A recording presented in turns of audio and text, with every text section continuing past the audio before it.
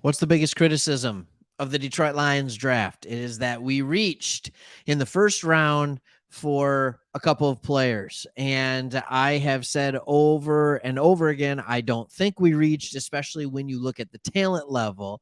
And what we're talking about on this one specifically, as the dust settles and teams are starting to come out with their videos, and that behind the scenes looks and things like that. And the Tampa Bay Bucks dropped a video. The Tampa Bay Buccaneers were picking 19, one after the Detroit Lions.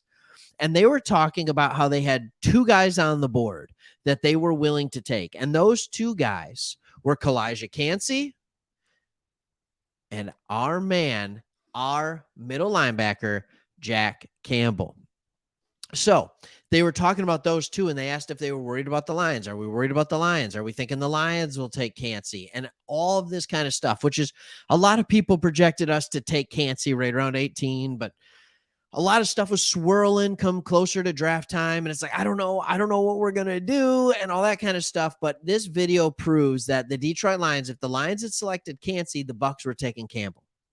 And not only that, but Campbell was their second choice there. So for everybody that's sitting here talking about like the Lions should have waited till 34, they could have got Campbell at 34. If we were going to take him right around 18 or 19, the Bucks he was the number 2 player left on the Bucks board with the 19th pick. You think he's lasting another 15 picks? 16 picks? I don't. It is 15 because the Dolphins didn't have a first round pick. I don't think he's making it.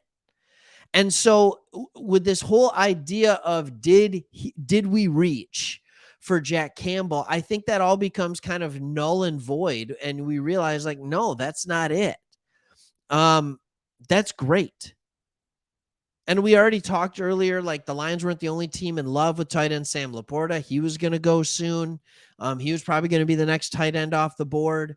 And then we see this, and I like seeing this because when you watch this video, there's an article up on Pride of Detroit, and it's talking about, I don't know exactly what it's titled. I think it was titled something like "Video Proves the Buccaneers Were Taking Campbell at 19 if Lions have drafted Cansey," something like that.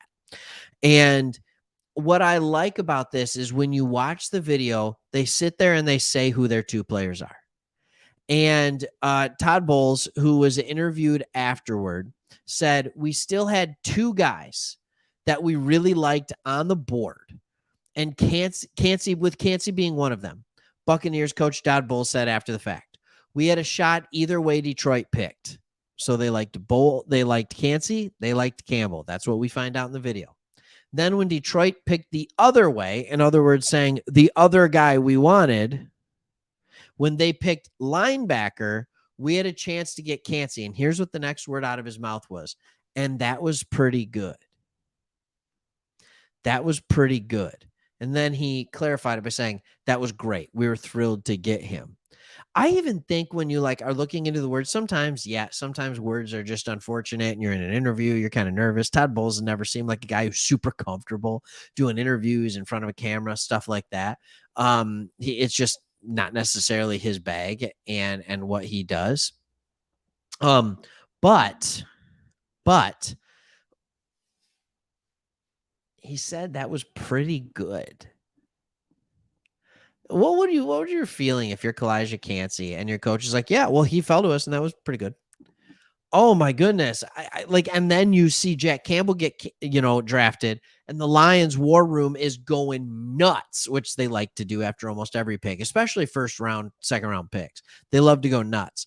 And so you see the Lions draft room just going nuts over the pick, and then Cansey and the Bucks are just like, yeah, it's pretty good. Don't you as a player want to go where you're wanted? Don't you want to go where you're wanted? I'm not saying Tampa Bay didn't want him. The video proves that he was their number one option. They were talking about him going into it with Campbell being number 2. But I would just love it if my coach was just like, I am all in on this guy. And that's not exactly what happened. So let's look at these two players. And I want to ask you guys a question. Feel free to leave your comment below. Be honest. Would you have rather the Detroit Lions select Kalijah Cansey with that 18th pick or Jack Campbell? And it's over now, so there's not a lot we can do about it, but Jack Campbell's our guy. Both guys are athletic phenoms. I think the difference is that Kalijah Cansey looks like an athletic phenom. Kalijah Cansey has an RAS that is shockingly similar, relative athletic score, for those of you who don't know RAS, to Aaron Donald. And we've seen what Aaron Donald has done. But Jack Campbell has a relative athletic score similar to Leighton Vander Esch and Brian Urlacher. And we saw what they did. And Leighton Vander Esch, before injuries started to slow him down, was tremendous. So we have to look at those kind of things. And then you layer that with Campbell's off-field. He's just a guy who loves football. He eats, sleeps, breathes football. He's a guy that was tremendous in the classroom. And when you listen to him interview, that's not the first thing you think to yourself, is that this guy's a genius. But he is. He's incredibly smart. This is a guy who won awards as the best linebacker. So this is a guy that puts together tape.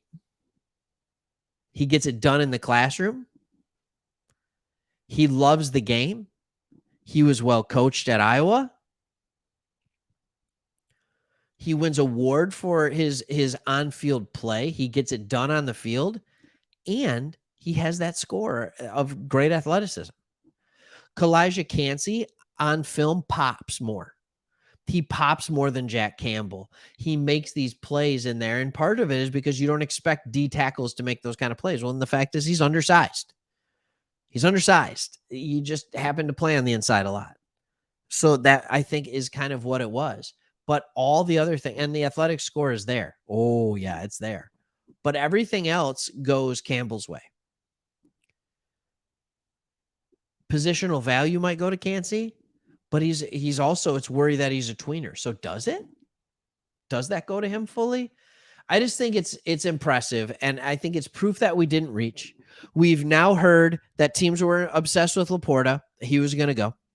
We have now heard that Gibbs would not have made it to 18, so we couldn't have traded back there, that the Jets for sure and possibly other teams were going to trade up even ahead of the Jets to get Gibbs. We knew he wasn't going to make it. And now we have the biggest proof of all. It's not even secondhand. It's video evidence that the Bucs said Jack Campbell were good either way. Kalijah Cansey or Jack Campbell, they wanted him too. So if we didn't take Campbell, if we took Cansey, Campbell was going to the Bucs. So this whole idea of we way overreached, I don't think that's the fact. I think the fact is that we got used to mock drafts. And mock drafts are not always where NFL GMs and their boards lie. This is what they do. And even if you're a guy like Dane Brugler and your life is devoted at The Athletic, and your life is devoted, or Mel Kiper, or whatever it is, to just scouting players, still the difference between Brugler, the difference between Kiper and an NFL GM is not only is Brad Holmes' life devoted to finding players, but he has a whole staff that are doing it for him too. He has, what's the word? He can have unanimous decision based on multiple people, and every staff has that in the NFL. So their board is going to look different than even the best of the analysts. That's all I'm saying. All right, leave your comment below. You happy with Campbell? Would you have wanted Cansey?